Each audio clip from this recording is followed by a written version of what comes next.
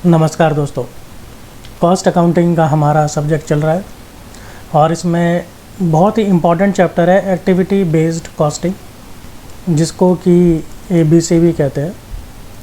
और इसकी हम थ्योरी करने जा रहे हैं स्टार्ट। बहुत ही बढ़िया चैप्टर है, बहुत इम्पॉर्टेंट चैप्टर है। यहाँ से क्वेश्चन ज़रूर आते हैं और ये थोड़ा ना बच्चे इसमें कंफ्यूज भी रहते हैं। उनको ये वाला चैप्टर थोड़ा कम समझ में आता है, वो डिफरेंस नहीं कर पाते हैं कि ट्रेडिशनल कॉस्टिंग सिस्टम में क्या होता था, इसमें क्या होता था। तो मैं बहुत ही आसान लैंग्वेज में आपको अलग अलग तरीके से ये वाला चैप्टर समझाने की कोशिश करूँगा, ये कॉन्सेप्ट समझाने की कोशिश करूँगा। अगर आपको वीडियो थोड़ी सी भी पसंद है तो लाइक कीजिएगा, शेयर कीजिएगा, चैनल पर नए हैं तो सब्सक्राइब कीजिएगा, बेल आइकन भी प्रेस कीजिए ताकि नई नई वीडियोज़ आपको तुरंत मिलती रहे। मैं हूँ आपका दोस्त अशोक कुमार, आप देख रहे हैं अपना यूट्यूब चैनल एडुट्रिक्स।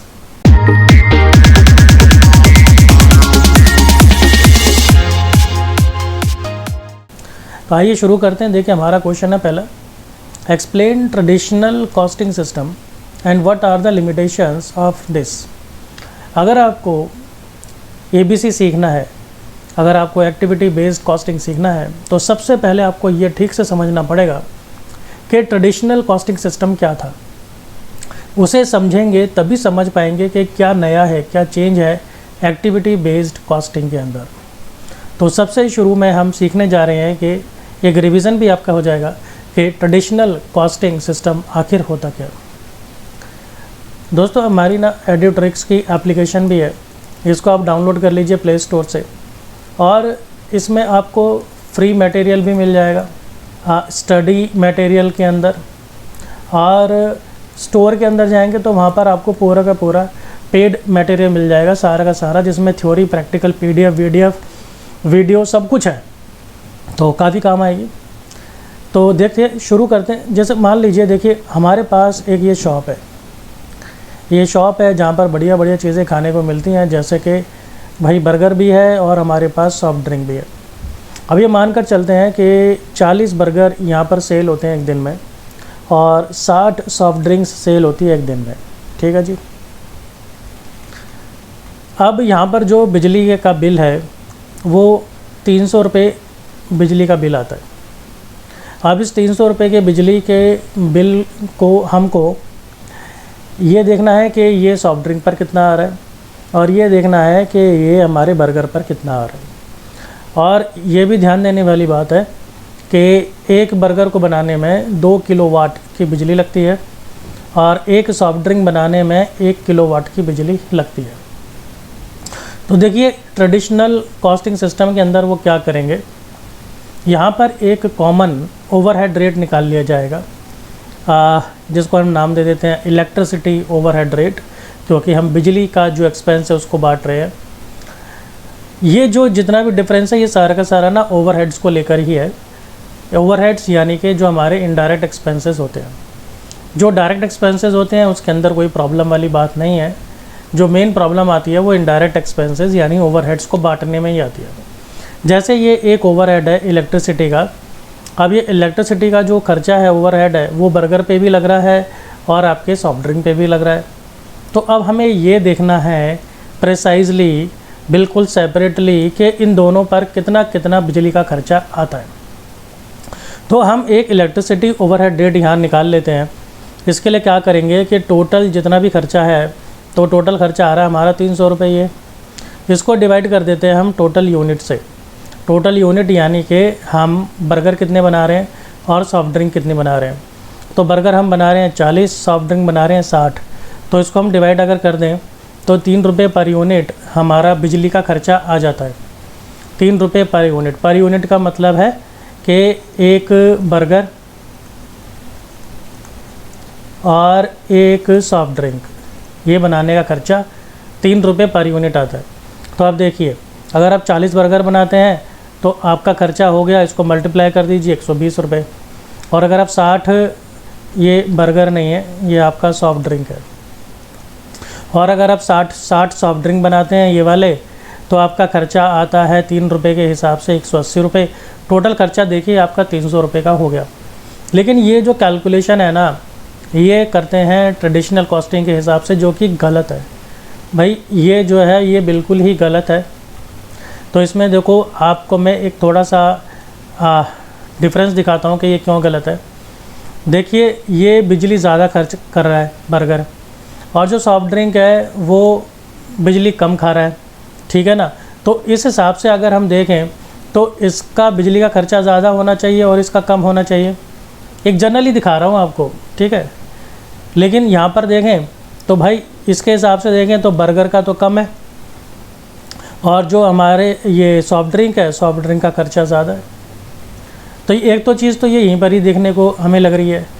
और फिर दूसरा ये भी देखते हैं कि इसने ये तो इस कैलकुलेशन में ले लिया कि 40 बर्गर बनाए थे और 60 सॉफ्ट ड्रिंक बनाई थी, लेकिन इसने ये कंसीडर कहीं भी नहीं किया इस पूरे कैलकुलेशन में कि एक बर्गर को बनाने में 2 किलोवाट की बिजली लगती है और एक सॉफ्ट ड्रिंक को बनाने में 1 किलोवाट की बिजली लगती है।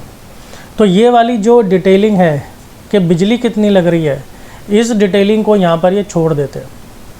तो ये एक कमी है जिसको हम आगे चल के जब एक्टिविटी बेस्ड कॉस्टिंग वाला कॉन्सेप्ट मैं आपको कराऊंगा तो इसी एग्जांपल को वहाँ दोबारा मैं पुटअप करूँगा और इसी को आगे बढ़ाते हुए दोबारा इस चीज़ को समझाऊंगा। तो ये मैंने एक लेमन लैंग्वेज में एक सिंपली मैंने आपको कॉन्सेप्ट समझाने की कोशिश की है। अब देखते हैं कि आपको अगर लिखना होगा तो आप लिखेंगे क्या, लिखने के लिए क्या है।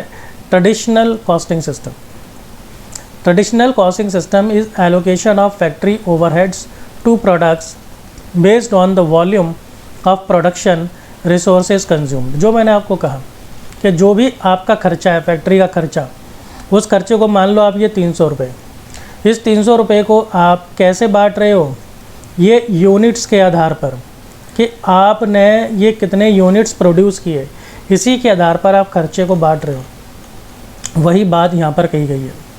Under this method overhead is usually applied based on either on amount of direct labour hours consumed और मशीन आवर्स। जब हम बांटते हैं खर्चों को, उन प्रोडक्ट्स में बांटते हैं, जैसे आपका कोई भी एक ओवरहेड है और अगर आपको इसको इन 3 प्रोडक्ट्स के अंदर इस खर्चे को बांटना है तो ये बांटने का जो बेस होगा, आधार होगा, ऊपर तो एक्सपेंस आ जाएगा। अब नीचे जो इसको बांटने का आधार बनेगा वो आधार क्या बनेगा, लेबर आवर्स।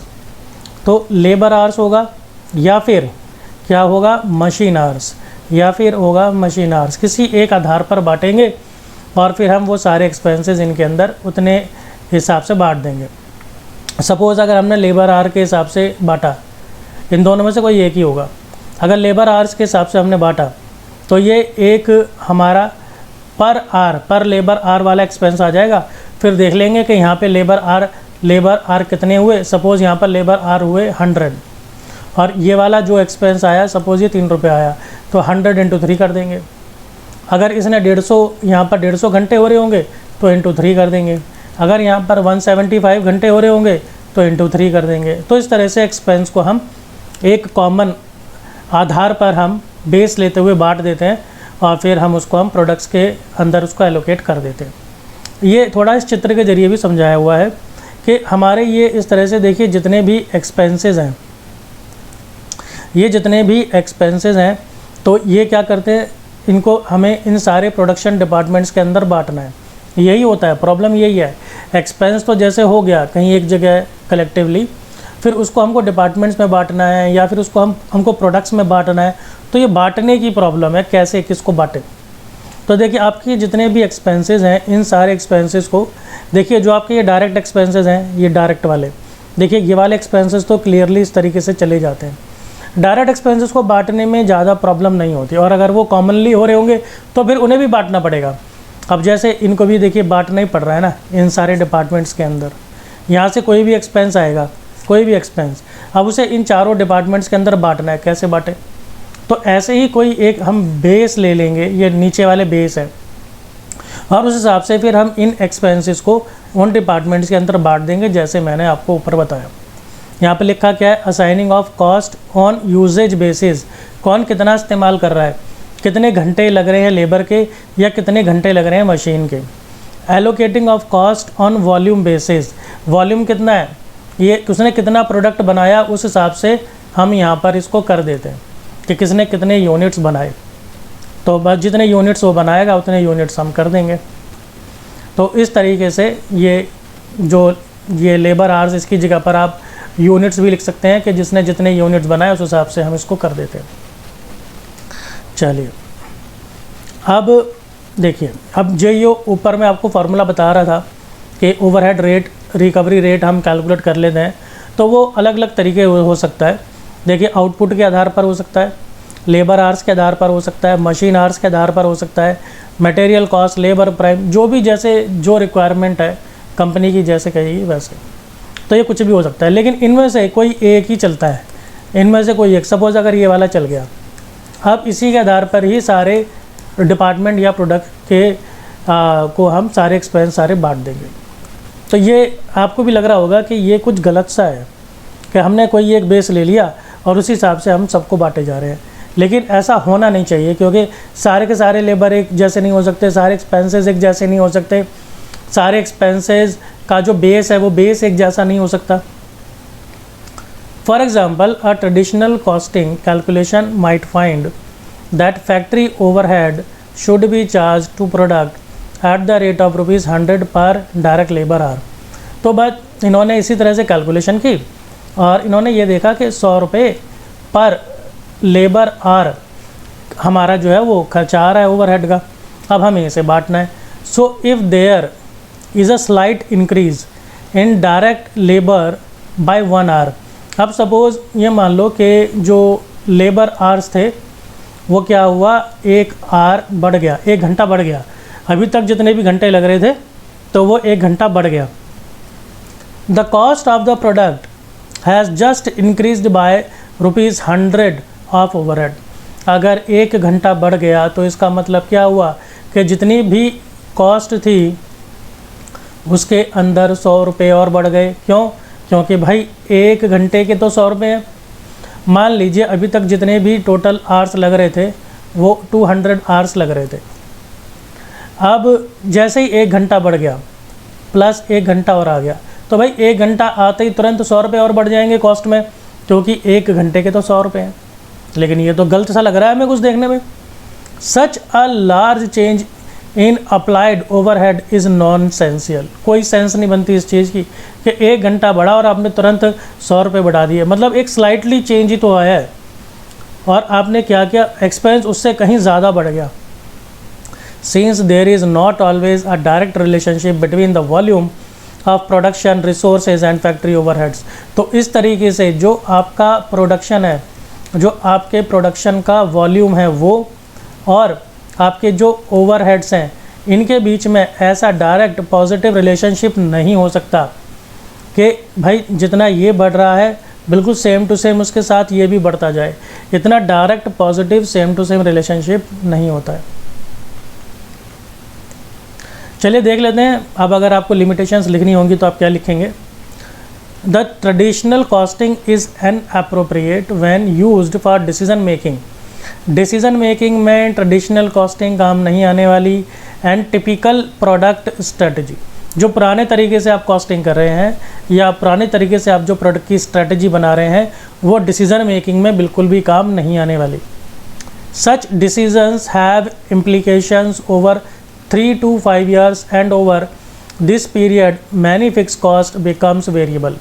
आप ये जो भी डिसीज़न लेंगे वो डिसीज़न आप लेंगे 3 से 5 सालों के लिए, और ये हो गया एक लॉन्ग टर्म पीरियड। और लॉन्ग टर्म पीरियड में क्या होता है आपको पता होगा कि वहाँ पर कोई भी फिक्स कॉस्ट नहीं होती, सारी की सारी वेरिएबल कॉस्ट होती है। फिक्स कॉस्ट भी वेरिएबल कॉस्ट बन जाती है, क्योंकि ऐसे 3-5 सालों में जो आपकी फ़िक्स कॉस्ट है वो भी चेंज हो जाती है, जनरली बढ़ जाती है।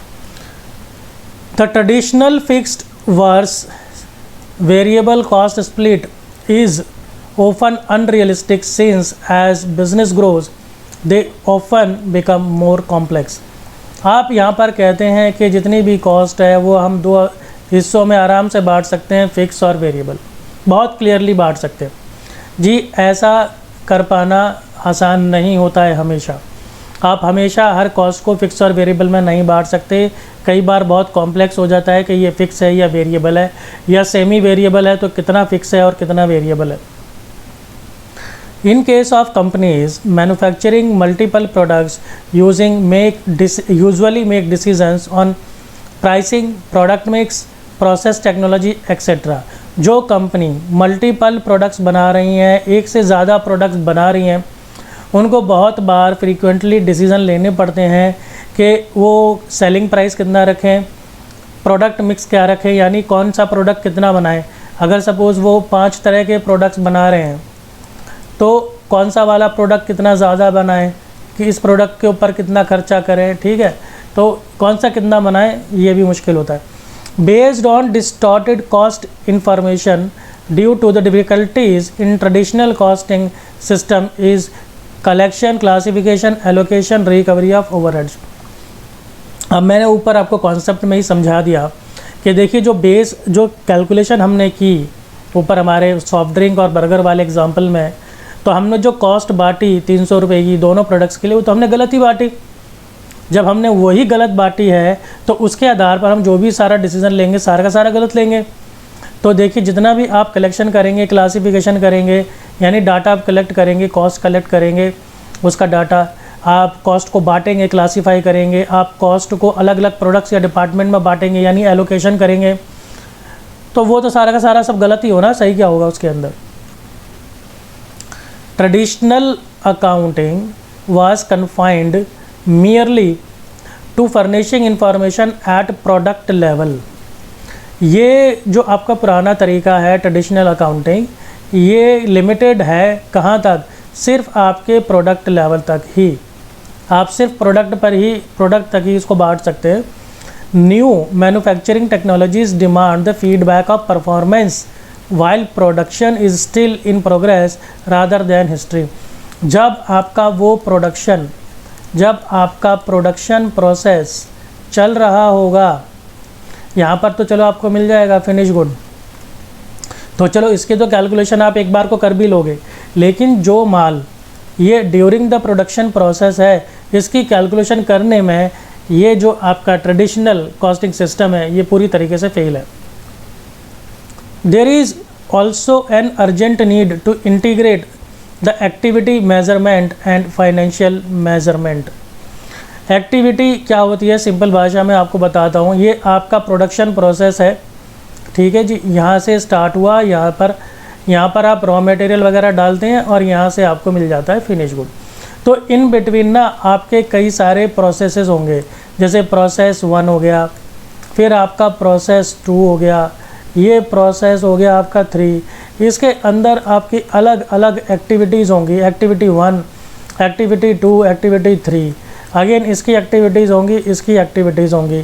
तो इन एक्टिविटीज़ के बेस पर हम बांटेंगे एक्टिविटी बेस्ड कॉस्टिंग के अंदर, यानी कितनी डिटेल्ड स्टडी हम कर रहे हैं। तो हम क्या कर रहे हैं, इन एक्टिविटी मेजरमेंट और फाइनेंशियल मेजरमेंट को हम मिलाने की ज़रूरत है, जो ये ट्रेडिशनल कॉस्टिंग सिस्टम नहीं करता है। Any anticipated expenses are ignored when the traditional costing system is used। Anticipated expense, जो कोई एक्सपेंस आपको लगता है कि ये एक्सपेंस हो सकता है, उसको ट्रेडिशनल कॉस्टिंग सिस्टम नहीं लेता है। ट्रेडिशनल कॉस्टिंग सिस्टम सिर्फ उसी को लेता है जो उसको फ़िलहाल दिख रहा है at present. That is because the overall average is factored into the product. That is because the overall average is factored into the product। ऐसा इसलिए क्योंकि ये जो काम करते हैं ना, ये सारा का सारा जो जर्नल एवरेज है उस जर्नल एवरेज पर ही कर रहे हैं। जो हमने एक्सपेंस का एग्जांपल देखा बर्गर और आपके सॉफ्ट ड्रिंक वाला, उसमें क्या किया, हमने एक एक्सपेंस कैलकुलेट कर लिया, उसमें हमने क्या किया एक्चुअली, हमने एक ओवरहेड रिकवरी रेट कैलकुलेट कर लिया, ओवरहेड रिकवरी रेट हमने एक कैलकुलेट कर लिया, और फिर वो जो रेट था उसी को हमने सब में बांट दिया। तो ये क्या हो गया, ये एवरेज ही तो हो गया। तो हम सबको एवरेजली लेके चल रहे हैं, एक जैसे एक समान लेके चल रहे हैं। It may cost an organisation more to manufacture goods or provide services after the first projections are made and there is no way of this accounting system to take into account. तो अब इसके अंदर क्या होगा कि आप जैसे starting में तो कुछ माल बना देंगे, फिर उसके बाद जब आप आगे और आगे आप माल बनाएंगे, प्रोडक्शन करेंगे, तो आगे जो माल बनेगा ना उसकी कॉस्ट आपकी ज़्यादा आएगी। क्यों आएगी ज़्यादा? क्योंकि आप तो हर चीज़ को एवरेज ही मान के चल रहे हो कि सब एक बराबर ही हैं। ये डिपार्टमेंट 1, ये डिपार्टमेंट 2, डिपार्टमेंट 3 या फैक्ट्री 1, फैक्ट्री 2, आप सबको एक जैसे मान के चल रहे हैं क्योंकि आपने एक रेट बना लिया और उसी हिसाब से सारे एक्सपेंस बांट दिए। इससे जो आपकी कॉस्ट कैलकुलेशन है वो इनएक्यूरेट है, वो सही नहीं है। तो इस तरीके से जब आपकी कॉस्ट की कैलकुलेशन गलत होगी तो और जितना आगे आप प्रोडक्शन करते जाएंगे तो उसका कैस्केडिंग इफेक्ट आपको मिलेगा, यानी आगे आपकी कॉस्ट और ज़्यादा बढ़ती जाएगी। The traditional costing system does not show enough specifics to identify where waste might be occurring within the system. Traditional costing system में ये भी पता नहीं चलता कि कहाँ पर गुंजाइश है वेस्ट को कम करने की। ये आपका पूरा प्रोडक्शन प्रोसेस है, यहाँ से आपने रॉ मटेरियल डाला है, यहाँ पर आपको फिनिश गुड मिल जाता है। इन बिटवीन कई ऐसे लीकेजेस होंगे जहाँ पर वेस्टिंग हो रही है। ये वेस्टिंग तो हमारे इस पुराने सिस्टम में पता ही नहीं चलती, क्योंकि ये बहुत इन डेप्थ स्टडी तो करता ही नहीं है, डिटेलिंग में तो ये जाता ही नहीं है, ऊपर कैलकुलेशन कर लेता है। और इसी तरीके से आप डिपार्टमेंट्स की भी बात कर सकते हैं, डिपार्टमेंट्स के अंदर भी सेम मामला है। अगर आप फैक्ट्री की बात करेंगे, फैक्ट्री का सेम मामला है। ये थोड़ा डिटेलिंग में नहीं जाता है, ऊपर से ही कैलकुलेशन कर लेता है। ये वेस्ट कैलकुलेशन, वेस्ट मैनेजमेंट इसके अंदर नहीं हो पाता है। The indirect cost of manufacturing products or providing services are not accounted for this system. और इसके अंदर जनरली होता भी क्या है कि जो आपकी मैन्युफैक्चरिंग कॉस्ट है, जो इनडायरेक्ट कॉस्ट है, आप जो फैक्ट्री का इनडायरेक्ट कॉस्ट है, और जो आप बाद में सर्विसेज भी जो प्रोवाइड कराते हैं, वो जो सर्विसेज जो प्रोवाइड कराते हैं उसकी कॉस्ट को भी कई बार इसके अंदर इंक्लूड नहीं किया जाता है। यानी जो कुछ कॉस्ट है इसके अंदर वो छूट भी जाती है और जो कॉस्ट की कैलकुलेशन वो भी गलत होती है। हो सकता है यहाँ पर आप 2 रुपये कम लगा दें, हो सकता है यहाँ पर आप 3 रुपये ज़्यादा लगा दें। तो इस तरीके से आप सही स्पेसिफिक पॉइंट वाइज कैलकुलेशन आप नहीं कर पाते। Therefore in order to overcome the inadequacies of traditional method of overhead absorption and short-term bias of marginal costing, activity-based costing has been researched। देखिए, हमारे पास पहले ट्रेडिशनल कॉस्टिंग सिस्टम था, फिर हमारे पास शॉर्ट टर्म जो हमारा मार्जिनल कॉस्टिंग सिस्टम है जो उसके बाद आया था, वो भी शॉर्ट टर्म बायस है। जो मार्जिनल कॉस्टिंग सिस्टम है वो भी शॉर्ट टर्म के लिए तो ठीक है, लेकिन लॉन्ग टर्म के अंदर वो भी सक्सेसफुल नहीं है। तो ट्रेडिशनल कॉस्टिंग और मार्जिनल कॉस्टिंग दोनों सिस्टम जो है वो फेल हो गए। फिर उसके बाद हमें एक नए कॉस्टिंग सिस्टम की ज़रूरत पड़ी और वो है हमारा एक्टिविटी बेस्ड कॉस्टिंग। दोस्तों, इस सिस्टम को समझना आपके लिए ज़रूरी था ABC को समझने के लिए। कोई दिक्कत है तो बात कीजिए, मैक्सिमम शेयर कीजिए। इसी तरह से जुड़े रहिए। मिलता हूँ आपसे अगली वीडियो में। धन्यवाद।